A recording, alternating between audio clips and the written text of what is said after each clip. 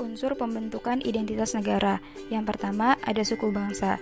Di Indonesia terdapat banyak suku bangsa, yaitu sekitar 1128 suku. Yang kedua, ada agama. Di Indonesia terdapat 6 agama, yaitu Islam, Kristen, Katolik, Hindu, Buddha, dan Konghucu. Yang ketiga, ada kebudayaan. Terdapat ratusan kebudayaan di Indonesia yang membentuk identitas nasional. Yang keempat, ada bahasa. Beragam bahasa digunakan sebagai sarana berinteraksi dengan manusia lain. Kemudian, fungsi dan peran identitas nasional bagi negara yaitu sebagai pemersatu, sebagai ciri khas yang membedakan dengan bangsa lain, sebagai pegangan atau landasan, sebagai nilai potensi bangsa, dan sebagai pembeda.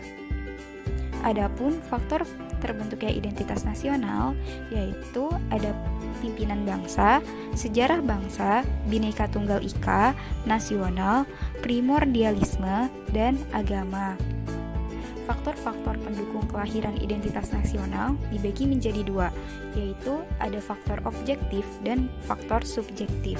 Faktor objektif meliputi faktor geografis, ekologis, dan demografis. Kondisi geografi dan ekologis yang membentuk Indonesia sebagai wilayah kepulauan yang beriklim tropis dan terletak di persimpangan jalan komunikasi antar wilayah dunia Asia Tenggara ikut mempengaruhi perkembangan kehidupan demografis, ekonomis, sosial, dan kultural bangsa Indonesia.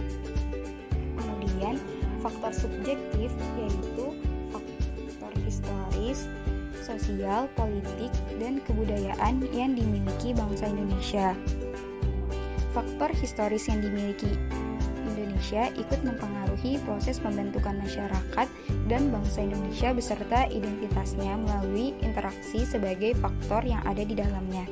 Hasil dari interaksi dari berbagai faktor tersebut melahirkan proses pembentukan masyarakat, bangsa dan negara bangsa beserta identitas bangsa Indonesia yang muncul tatkala nasionalisme berkembang di Indonesia pada awal abad 20.